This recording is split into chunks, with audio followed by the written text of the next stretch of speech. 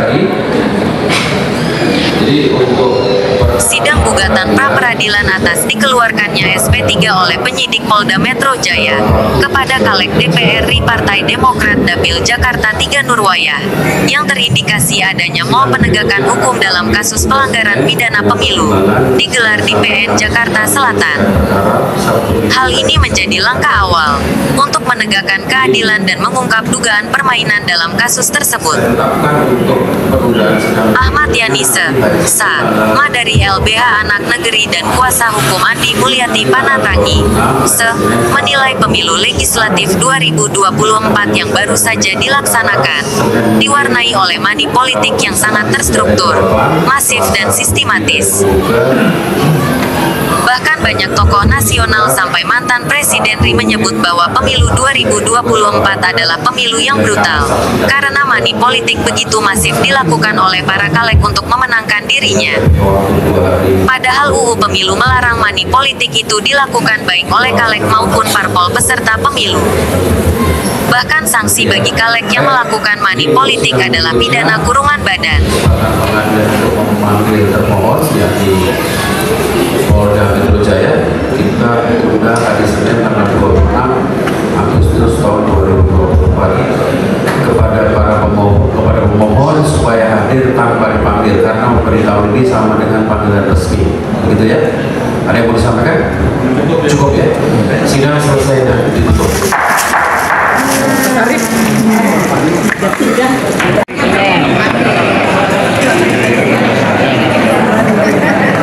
Keabsahan sidang dan kelengkapan sidang. Karena pihak tergugat yaitu Polda Metro Jaya tidak hadir, maka sidang ditunda hari Senin tanggal 26 Agustus 2024. Sidang gugatan apa, Pak?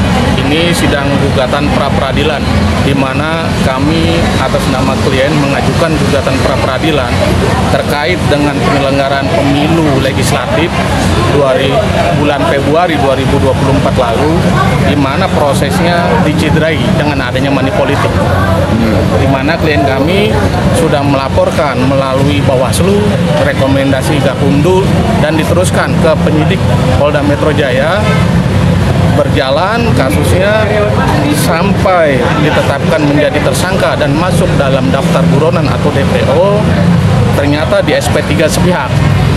Hal ini kalau kami tidak melakukan tindakan atau upaya hukum lain seperti perapit seperti ini akan menjadi presiden buruk bagi kehidupan demokrasi Indonesia ke depannya.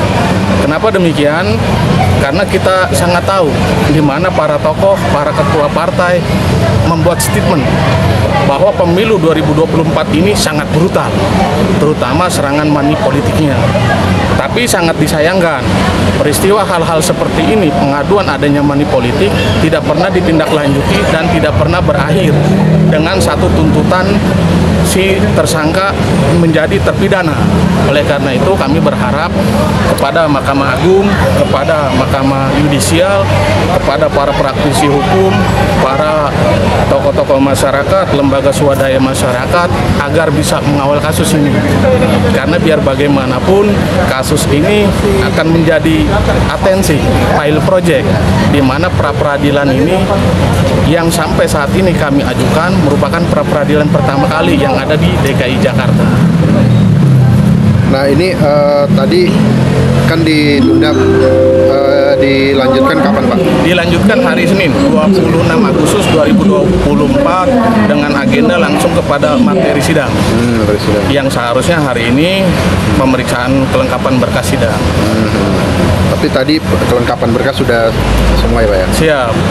Tinggal kelanjutannya nanti ya? Siap, karena kami juga berharap dengan adanya perapit seperti ini, hakim yang memimpin sidang memberikan satu kepastian hukum dengan seadil-adilnya, dengan memeriksa secermat dan seteliti-telitinya, karena biar bagaimanapun fenomena negeri ini tentang karakteristik penyidik yang saat ini banyak dikeluhkan oleh masyarakat jauh dari SOP, dan ini agar menjadi catatan kepada Pak Kapolri kita agar beliau melakukan pembinaan pembinaan yang sifatnya lebih intensif.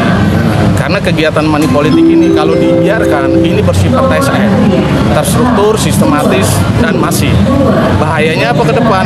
Tidak akan menciptakan satu kepemimpinan bangsa yang mempunyai integritas langsung dari masyarakat. Money politik akan jadi dewa di negeri ini. Nah, ada tambahan lain mungkin dari Ibu? Ya, saya berharap seluruh penegak hukum di negeri ini independen, tegak lurus. Saya berharap hukum tetap tegak lurus dan berada di relnya kepada Jaksa Agung. Saya berharap ini betul-betul mengawal kasus ini karena kasus kejahatan money politik sejak beberapa dekade tidak pernah ada terperiksa, tidak pernah selesai, tidak pernah ada ujungnya. Saya berharap ini terang benderang dan keadilan di negeri ini betul-betul bisa ditegakkan. Dan saya ingin agar undang-undang pemilu tidak hanya sekedar retorika, karena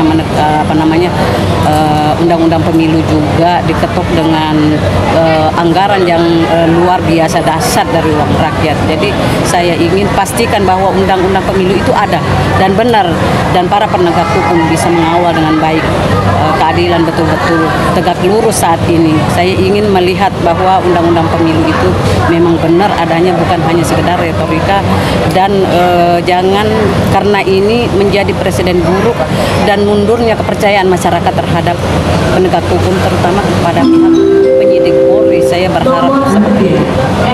Terima kasih, Bu. Bagaimana statementnya, Bu, terkait sidang hari ini, Bu?